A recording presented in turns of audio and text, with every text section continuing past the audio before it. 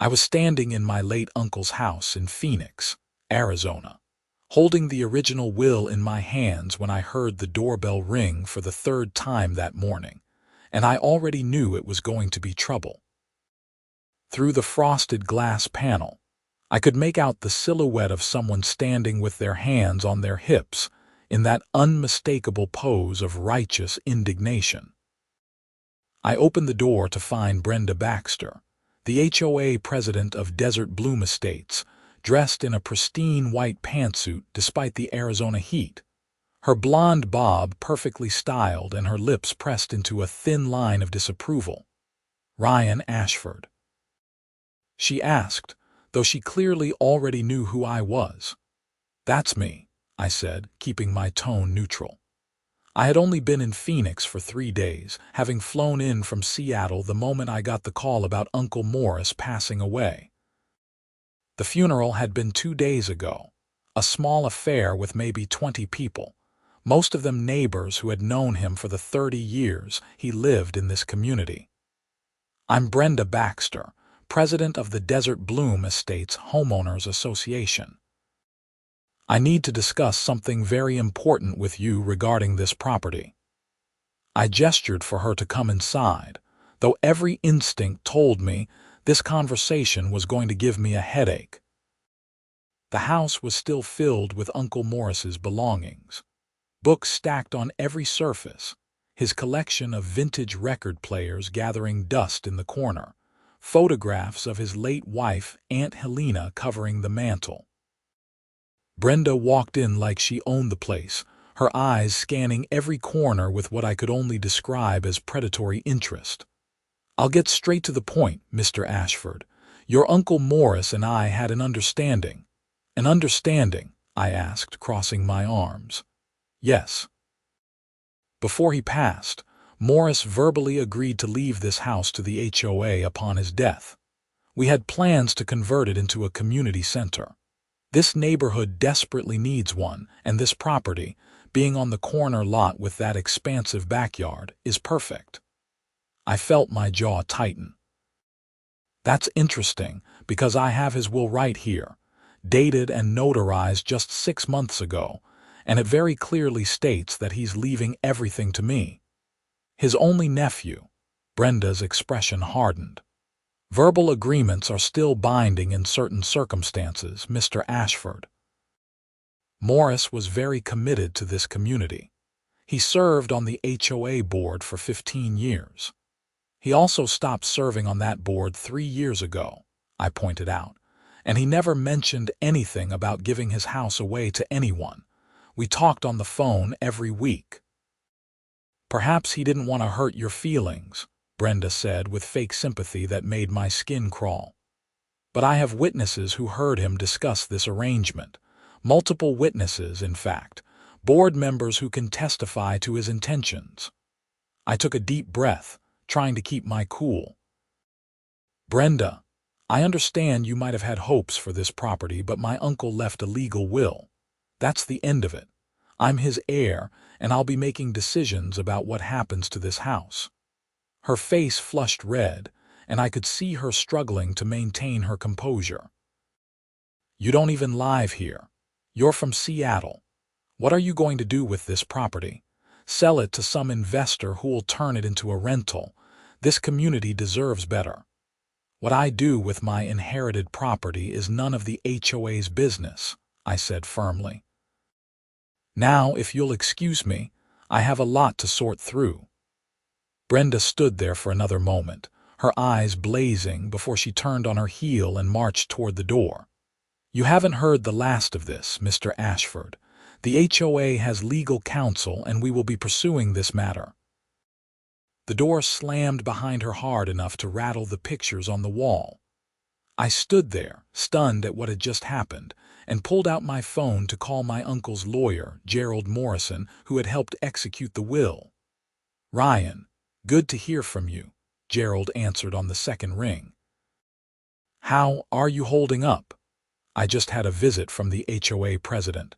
She's claiming my uncle verbally promised to leave his house to the association." There was a long pause. "That's complete nonsense.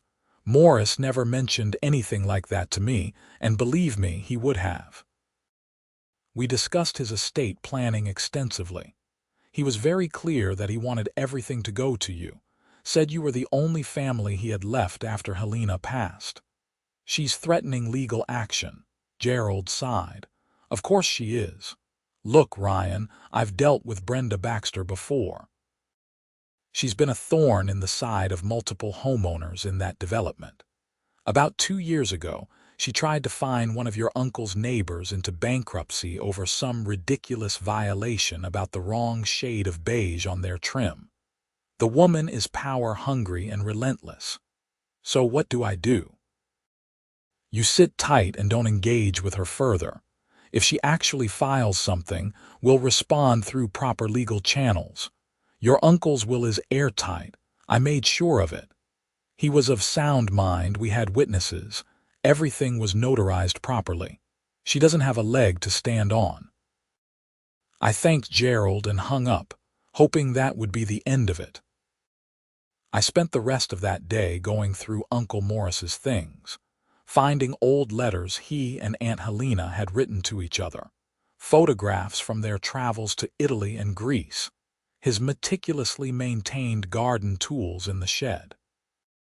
Every item told a story of a life well lived, and it made me miss him even more. 2 weeks passed. I had flown back to Seattle to handle my own work obligations, planning to return to Phoenix the following month to really start the process of sorting through the estate and deciding what to do with the property. I worked as a software engineer for a mid-sized tech company, and thankfully my boss had been understanding about the situation, letting me work remotely when needed. Then, the certified letter arrived. I signed for it on a Tuesday morning, my coffee growing cold as I read through the legal documents. Brenda Baxter, on behalf of the Desert Bloom Estates Homeowners Association, was formally contesting Uncle Morris's will. The filing claimed that Morris had made a verbal contract with the HOA, that he had promised the property for community use, and that this verbal agreement superseded the written will because it represented his true final wishes. The document was 20 pages long, filled with legal jargon and referencing Arizona estate law. Attached were affidavits from 4 HOA board members, all claiming they had heard Morris discuss his intention to leave the property to the association. I immediately called Gerald. They actually filed, I said, not bothering with pleasantries. I saw. Just got the notice this morning. Ryan, I'm going to be straight with you. This is going to be expensive and time-consuming, but we're going to win. These affidavits are suspicious as hell. They're all too similar in language, which suggests coordination rather than genuine independent recollections. Plus, the burden of proof is on them to show that a verbal agreement existed and that it was intended to supersede a formal written will. That's an incredibly high bar to clear. How expensive are we talking? Could be anywhere from $50,000 to $100,000, depending on how far they want to push this. Maybe more if it goes to trial. I felt my stomach drop. I had savings, but not that kind of money. Can we file for them to pay my legal fees if we win? Absolutely. Arizona law allows for recovery of attorney's fees in cases where litigation is frivolous or brought in bad faith. And trust me, this screams bad faith. But we need to win first. Over the next 3 months, my life became consumed by the legal battle. I flew back to Phoenix 4 times for depositions, meetings, and court appearances. Gerald was brilliant, methodical in his approach, but I could see the bills mounting up. Every hour of his time cost money. Every document filed added to the total. Every expert witness we consulted to testify about Uncle Morris's mental state and intentions increased the burden. The discovery phase was particularly revealing. Gerald subpoenaed all of the HOA's meeting minutes for the past 5 years, as well as email correspondence between board members. What we found was damning. In an email dated just 3 weeks before Uncle Morris died, Brenda had written to the other board members about how the Morris situation is an opportunity we can't miss. Another email discussed how they needed to secure the corner property before the nephew gets involved. There was even a chain where they discussed the specific language to use in their affidavits to make their story sound consistent. "This is gold," Gerald said when he showed me the emails. "This proves premeditation and coordination. They were planning this before Morris even passed away." But Brenda and her lawyers didn't back down. They hired a high-powered attorney from a firm in Scottsdale, a man named Richard Kensington, who wore $1,000 suits and spoke in the condescending tone of someone who assumed he was the smartest person in any room. Their strategy seemed to be to bury us in paperwork, to drag out the process until I couldn't afford to keep fighting. During one particularly contentious deposition, I sat across from Brenda as her lawyer questioned me about my relationship with my uncle. "Mr. Ashford, how often did you actually visit your uncle in Phoenix?" Kensington asked. "I visited about twice a year usually," I answered honestly. "More often earlier on, but in recent years my work schedule made it difficult." "So you weren't particularly close." "We were very close. We talked on the phone every week, sometimes twice a week. I helped him with his computer problems. We discussed books we were reading. He gave me advice about life. Distance doesn't diminish a relationship. But you weren't there when he was sick." I felt anger flare in my chest. He wasn't sick. He had a heart attack. It was sudden and unexpected. I flew out the moment I heard and got here 6 hours later. He had already passed. Kensington flipped through his notes. "Isn't it true that you stand to gain significantly from your uncle's death?" "The house is worth approximately $450,000, plus his other assets," Gerald interrupted. "That question is irrelevant and inflammatory. My client's inheritance is a matter of his uncle's explicit wishes as outlined in a legal will." The deposition went on for 3 hours, with Kensington trying to paint me as a distant, greedy relative while Gerald objected to nearly every insinuation. When it was finally over, I was exhausted and frustrated. "They're desperate," Gerald told me afterward. "They know they don't have a real case, so they're trying to make this about your character instead of the facts." When it was Brenda's turn to be deposed, the mask of the concerned community leader completely fell away. Gerald was surgical in his questioning. "Mrs. Baxter, when exactly did Morris Ashford tell you he wanted to leave his house to the HOA?" Brenda shifted in her seat. "It was during a board meeting about 8 months before he passed." "Which board meeting specifically? We have all the minutes." "It was, I believe it was in January of last year." Gerald pulled out a document.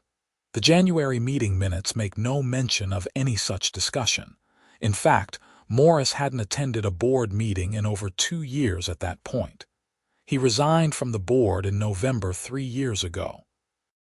Brenda's face flushed. It might have been a casual conversation after a meeting. So not during an official meeting. No, but it was still an agreement.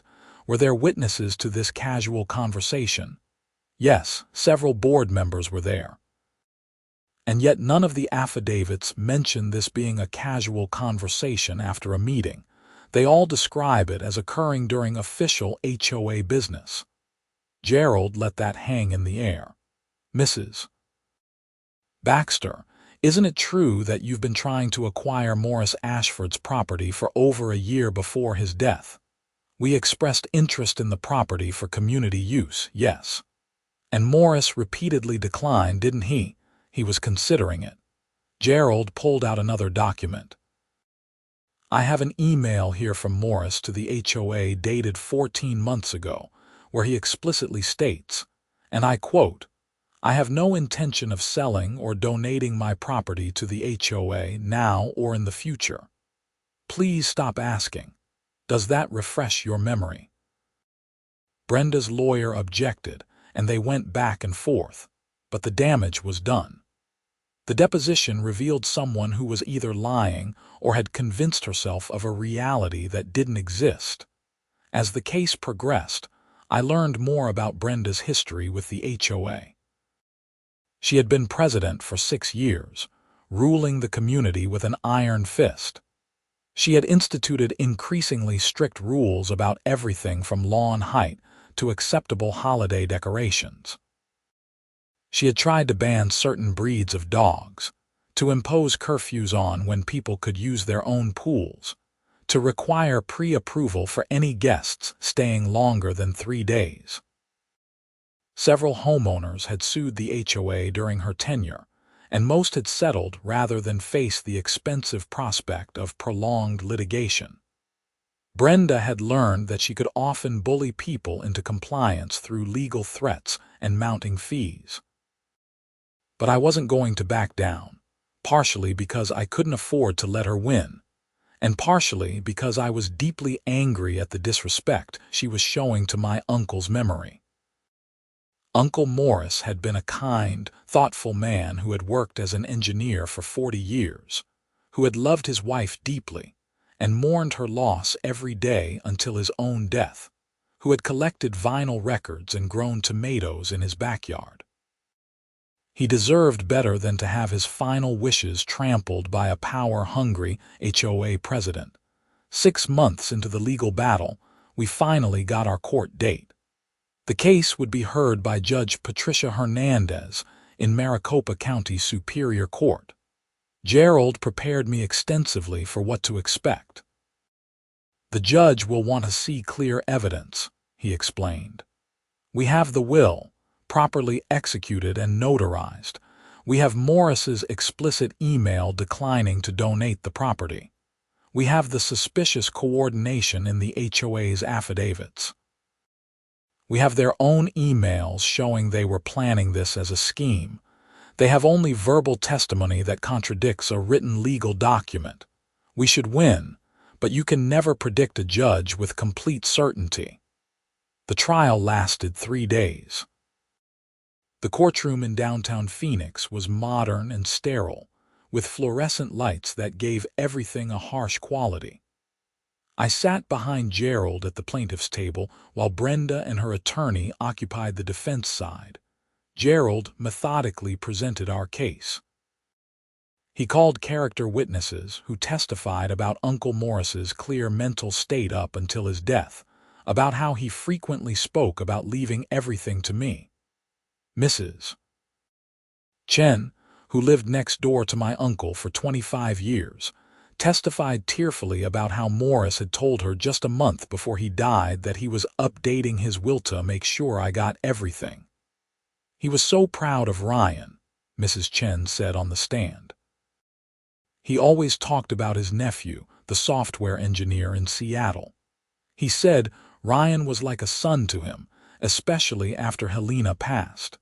He wanted to make sure Ryan was taken care of."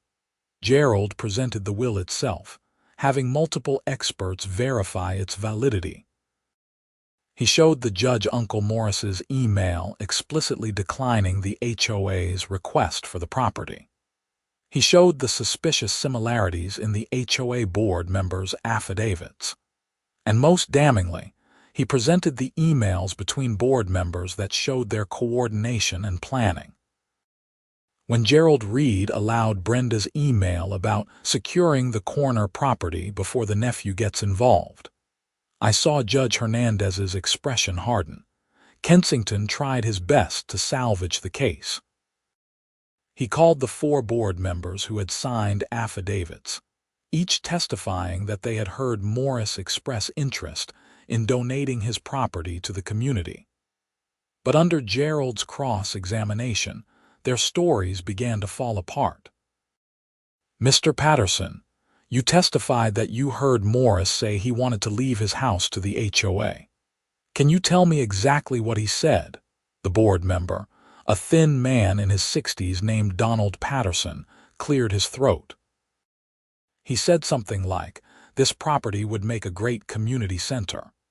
Saying something would make a great community center is not the same as promising to donate it, is it? Well, no, but the implication was clear. Was it? Or is it possible he was just making an observation? Patterson hesitated. I suppose that's possible. Each board member's testimony crumbled similarly under scrutiny. By the end of the second day, it was clear that none of them could actually testify to Morris making an explicit promise to donate the property. When Brenda herself took the stand, Kensington tried to present her as a dedicated community servant whose only interest was in improving the neighborhood. But Gerald's cross-examination revealed a different picture. Mrs. Baxter, how many homeowners have you personally fined in your 6 years as HOA president? I don't have an exact number. More than 50, possibly. More than 100, Brenda shifted uncomfortably. The HOA has rules, Mr. Morrison. It's my job to enforce them.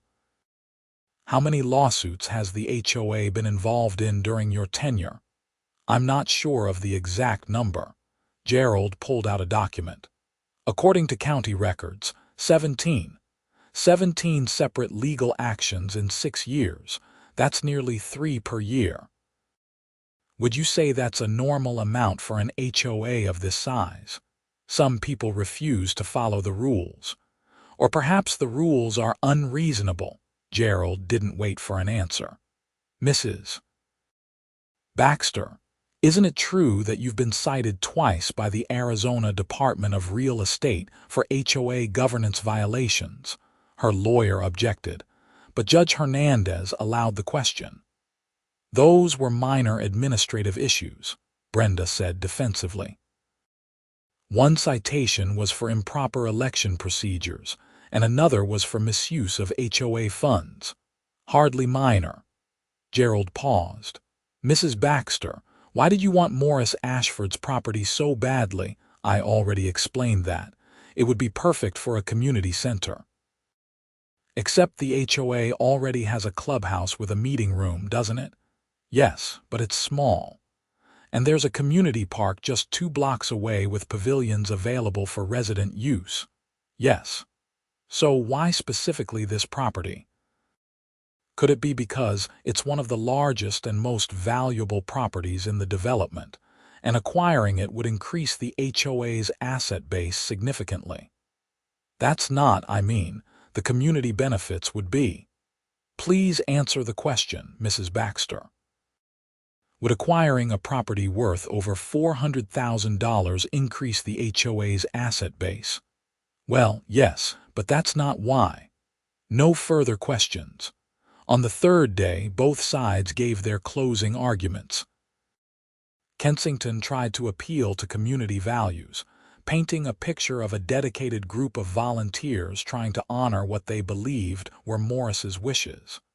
But Gerald was devastating in his response. Your Honor, this case is simple, Gerald said.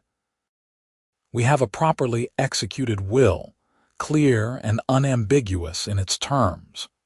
We have written documentation from the deceased explicitly declining to donate his property to the HOA. And we have evidence that the defendants coordinated their stories and planned this challenge before Mr. Morris Ashford even passed away. This is not a case about honoring a man's wishes. This is a case about an HOA overreaching its authority and attempting to acquire property they have no legal right to. The law is clear. Verbal contracts regarding real property must meet certain requirements under Arizona's statute of frauds. The defendants have failed to meet any of those requirements. More than that, they've shown a pattern of bad faith that warrants sanctions. Judge Hernandez took a brief recess to consider her ruling. When she returned 30 minutes later, her expression was grave. I've reviewed all the evidence and testimony presented in this case, she began. The law in Arizona is clear that a properly executed will is the primary document governing the distribution of a deceased person's estate. The burden of proof to overturn such a will is extremely high, particularly when the claim is based on an alleged verbal agreement regarding real property. My heart was pounding as she continued. The plaintiffs have failed to meet this burden. Not only have they failed to provide credible evidence of a verbal agreement, but the evidence suggests that their claim is based on wishful thinking at best and deliberate fabrication at worst. The emails presented by the defense show a coordinated effort to challenge this will before Mr. Morris Ashford's body was even laid to rest. This behavior is not only disrespectful to the deceased, it's contemptuous of this court and the legal process. Brenda's face had gone white, her knuckles gripping the table in front of her. Therefore, I am ruling in favor of the defendant, Ryan Ashford. The will of Morris Ashford stands as written, and the property in question rightfully belongs to Mr. Ryan Ashford as the designated heir. Furthermore, given the evidence of bad faith and the frivolous nature of this litigation, I am ordering the plaintiffs to pay Mr. Ashford's reasonable attorney's fees and costs.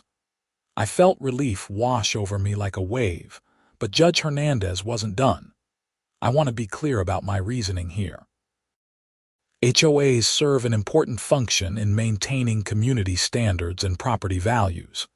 However, they are not above the law, and they do not have the right to harass homeowners or pursue baseless legal claims.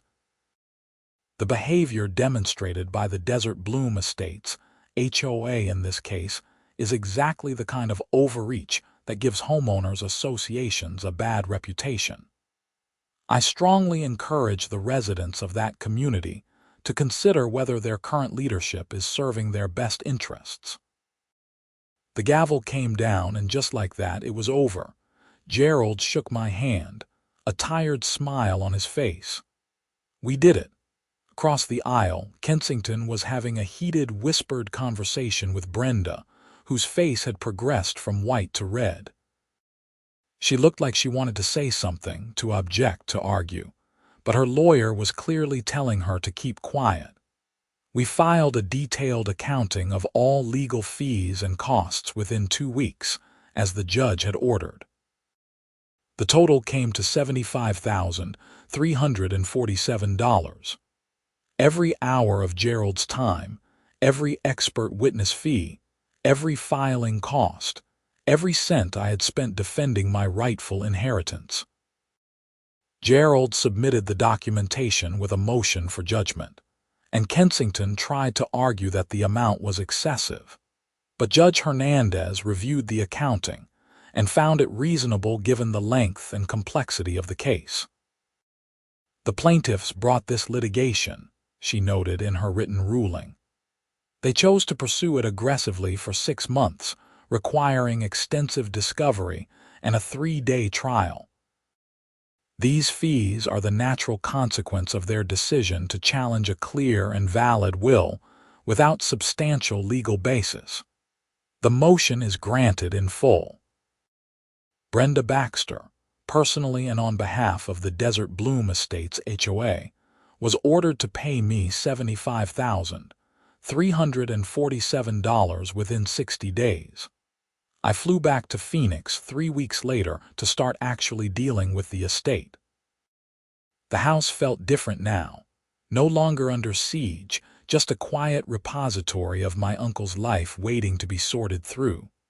I was in the garage, going through boxes of old tools when there was a knock on the door. I opened it to find Mrs. Chen from next door, holding a casserole dish. "Ryan, I heard about the court case. I'm so glad you won. Your uncle would be happy." "Thank you, Mrs. Chen, and thank you for testifying. It meant a lot." She handed me the casserole. "Chicken and rice, Morris's favorite. I thought you might be tired of takeout." She paused. "You should know. There's been some developments in the neighborhood." "Oh." After the judge's ruling became public, a lot of residents started asking questions about how the HOA was being run. Someone requested a full audit of the HOA's finances. Turns out Brenda had been spending HOA funds pretty freely on questionable expenses. Dinners she claimed were board meetings. A new laptop she said was for HOA business but was actually for her personal use. Things like that. Is that how she's planning to pay the judgment? I asked. Using HOA funds. Mrs. Chen shook her head. That's the thing. At the emergency meeting last week, the residents voted to remove her as president. They also voted that she couldn't use HOA funds to pay the judgment since the lawsuit was found to be frivolous and in bad faith. She has to pay it personally. I felt a grim satisfaction at that news. How's she taking it? Not well. She tried to argue that she was acting on behalf of the community, but people are angry. They're realizing she's been running the HOA like her personal fiefdom for years. There's talk of undoing a lot of her stricter rules. Over the next month, I heard more stories about the fallout from the case.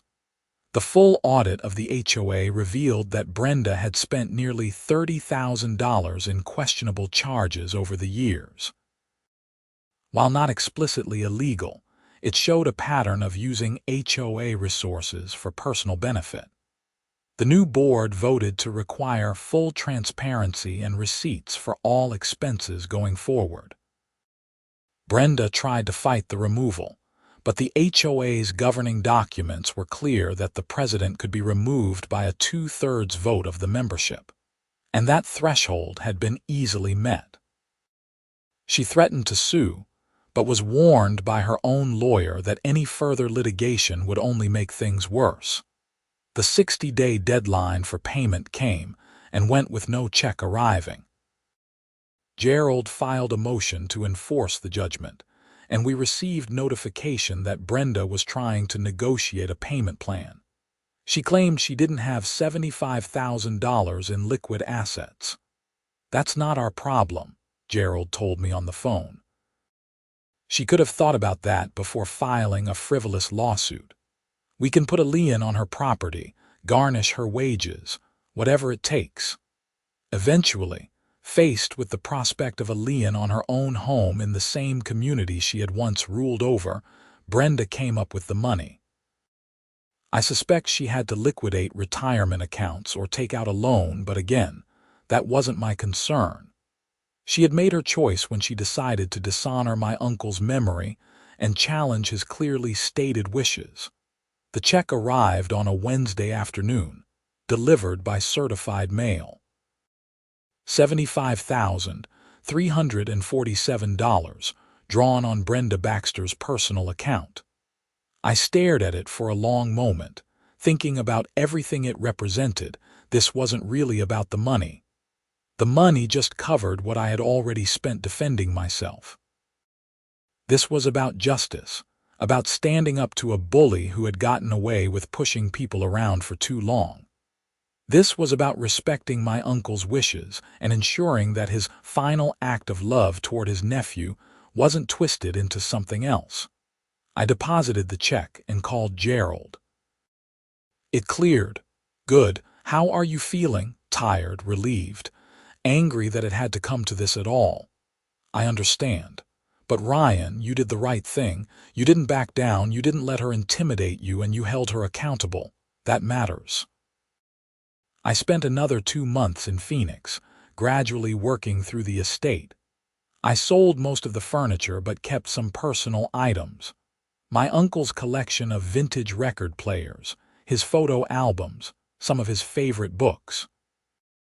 I donated his clothes to charity and gave his tools to a neighbor who had helped him maintain his yard over the years. The question of what to do with the house itself weighed on me. I could sell it and return to Seattle with a significant financial cushion. I could rent it out as an investment property, or I could keep it, maybe even relocate to Phoenix myself. In the end, I decided to sell it, but I was careful about who I sold it to. I found a young family, Carlos and Maria Hernandez and their 2 kids, who had been priced out of many Phoenix neighborhoods by rising real estate costs. They loved the house, especially the big backyard where their children could play. We negotiated a fair price, and I even helped them with some of the closing costs. At the closing, Carlos shook my hand firmly. "Thank you for this. We're going to take good care of this place. I know you will. My uncle loved this house. He would be happy knowing a family is going to make memories here." Before I left Phoenix for what I knew would be the last time for a while, I drove through Desert Bloom Estates one more time. The neighborhood looked the same as it always had, neat rows of southwestern-style homes with desert landscaping, mountains visible in the distance. But something felt different. There were more kids playing in yards, more evidence of people actually living and enjoying their homes rather than constantly worrying about HOA violations. I drove past Brenda's house, a modest two-story near the community entrance. Her car was in the driveway, and I could see her through the front window, just a middle-aged woman in her living room, no longer the all-powerful HOA president she had once been. I didn't feel triumphant seeing her brought low. I just felt tired. Back in Seattle, I tried to return to my normal life. Work kept me busy, and I threw myself into a new project at the tech company.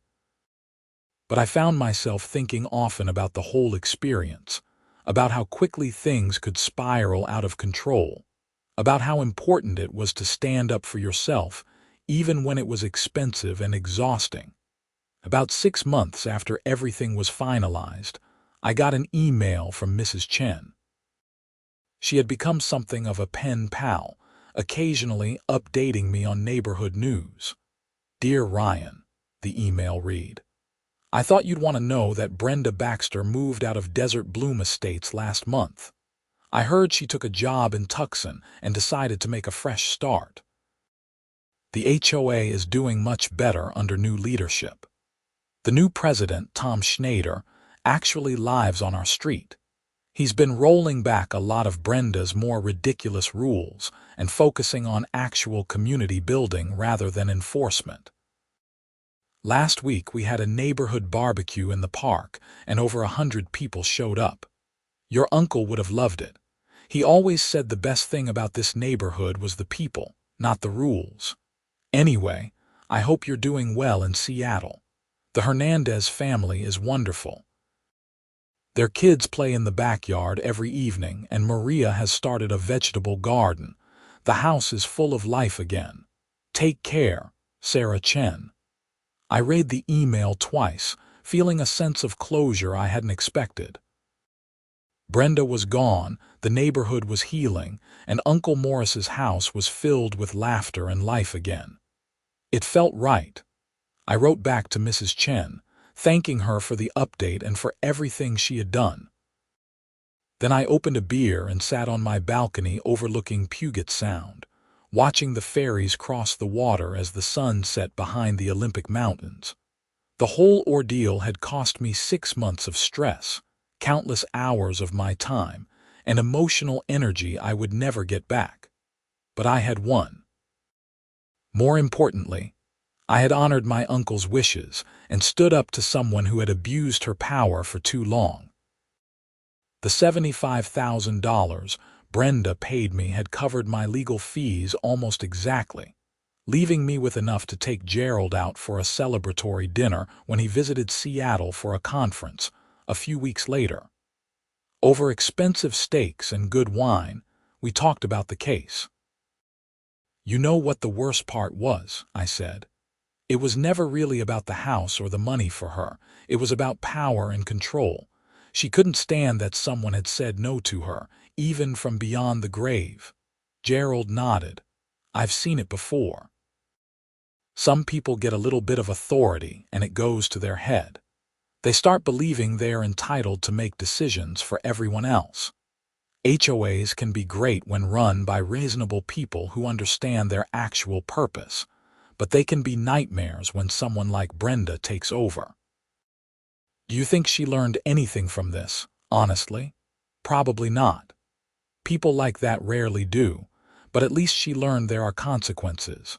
And hopefully, the next time she's tempted to abuse whatever authority she has, she'll remember what it cost her. We raised our glasses in a toast, not to victory exactly, but to justice and the importance of standing your ground when you know you're right. A year after Uncle Morris's death, I found myself back in Phoenix for work. My company had landed a contract with a firm there, and I needed to be on site for a week. On my last day, I drove out to Desert Bloom Estates, parking on the street in front of what used to be Uncle Morris's house. The Hernandez family had painted the trim a slightly different shade of tan and added some colorful pots of flowers on the front porch. Through the window, I could see children's artwork on the refrigerator in the kitchen. A basketball hoop had been installed in the driveway, and a small trampoline was visible in the backyard. It looked like a home, lived in and loved, exactly what Uncle Morris would have wanted. I didn't knock on the door or introduce myself. I just sat there for a few minutes, remembering my uncle, remembering Aunt Helena, remembering family dinners and conversations about books and life, remembering why I had fought so hard to honor his wishes. A year of legal bills, depositions, stress, and confrontation, all because one woman couldn't accept that she didn't have the right to override a person's clearly stated final wishes. $75,000 that she now had to pay, a small price for trying to steal someone's inheritance through lies and manipulation. As I drove away from Desert Bloom Estates for what I thought might truly be the last time, I felt a sense of peace. Uncle Morris's legacy was secure, his memory honored, and his final act of love toward his nephew had been protected. The house was in good hands.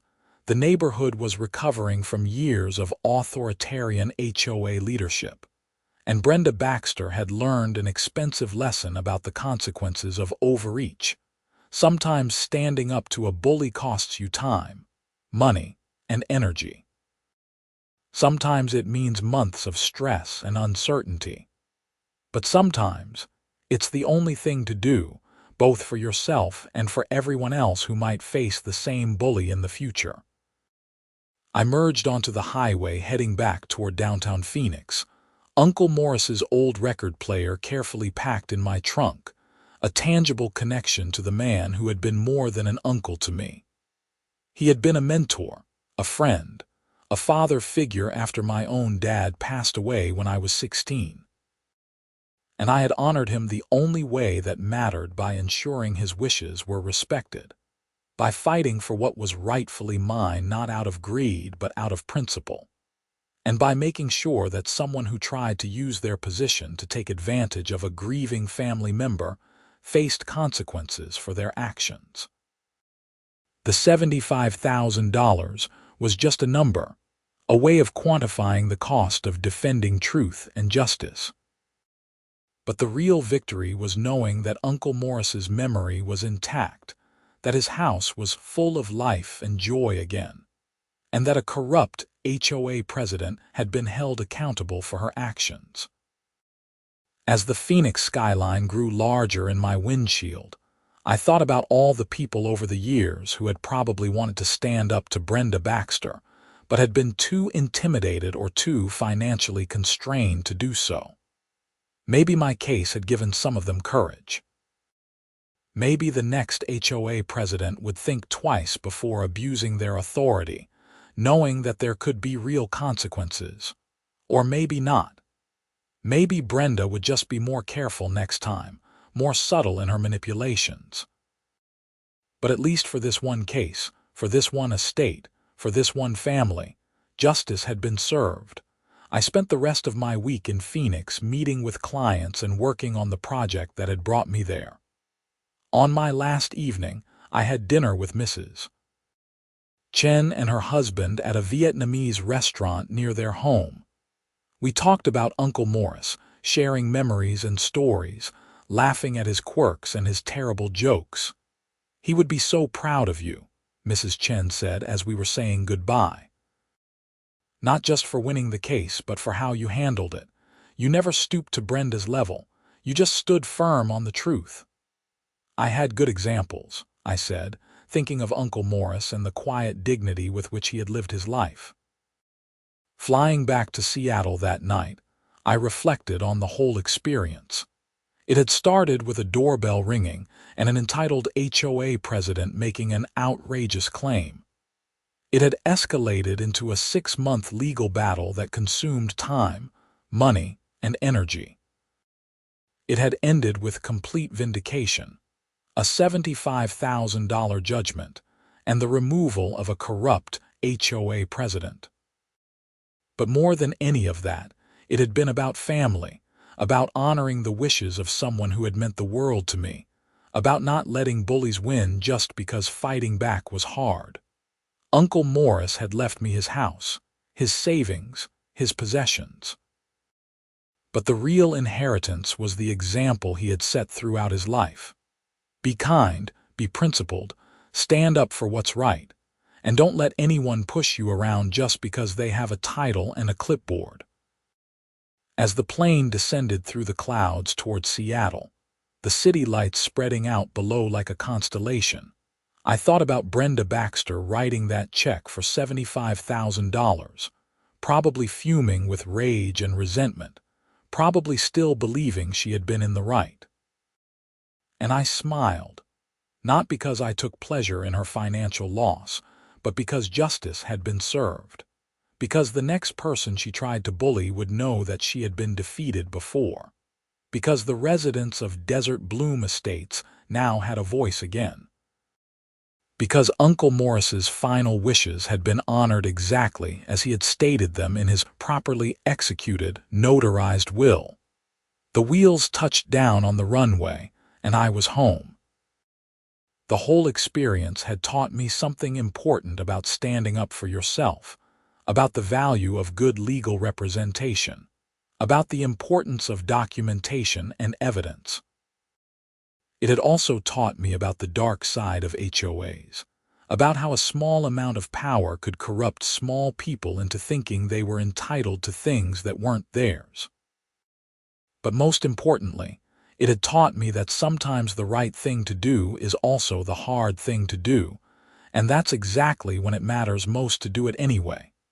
6 months later, I got a Facebook friend request from Tom Schneider, the new HOA president of Desert Bloom Estates. His message was brief. "Ryan, I wanted to reach out and thank you for what you did. Your case was a wake-up call for this community.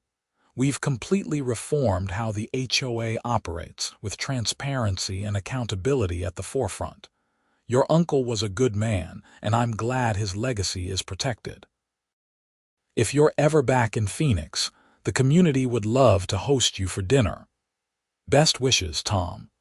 I accepted the friend request and wrote back, thanking him for reaching out and for the good work he was doing. I didn't know if I would take him up on the dinner invitation. Probably not. But it was nice to know that something positive had come from all the conflict. Uncle Morris used to say that you can judge a person's character by how they treat people who can't do anything for them. Brenda Baxter had failed that test spectacularly, using her position to harass and intimidate people who just wanted to live peacefully in their homes. But she had finally met someone who could fight back, someone who had the resources and the determination to hold her accountable. And that's $75,000. Every penny of it went to Gerald and the other costs of defending my inheritance. I didn't profit from the judgment. I just broke even on the legal battle. But breaking even was a victory when the alternative was losing my uncle's house to a fraudulent claim. Sometimes in life, winning doesn't mean coming out ahead financially. Sometimes winning just means not losing what's rightfully yours. Sometimes winning means standing on principle even when it's expensive and exhausting. And sometimes winning means holding a bully accountable, not for revenge, but for justice. As I settled back into my life in Seattle, the Phoenix chapter slowly fading into memory, I kept Uncle Morris's record player in my living room. Sometimes I'd put on one of his old vinyl albums, something by Miles Davis or John Coltrane, and I'd pour a bourbon and just listen. And in those moments, I'd think about a middle-aged woman in Phoenix who had learned the hard way that a verbal conversation, no matter how she remembered or reframed it, would never override a properly executed will. I'd think about a community freed from authoritarian HOA leadership. I'd think about a family making memories in a house that had been full of love for decades. Most of all, I'd think about Uncle Morris, and I'd raise my glass in his memory, grateful for his love, his wisdom, and the final gift he had left me. Not just a house or money, but the opportunity to stand up for what was right and to honor his memory in the most meaningful way possible. The record would play on, the bourbon would warm my chest, and I'd smile knowing that somewhere in Phoenix, a woman named Brenda Baxter was probably still bitter about the whole affair, still probably believing she had been wronged, still probably not understanding that she had brought it all on herself. And that was just fine with me.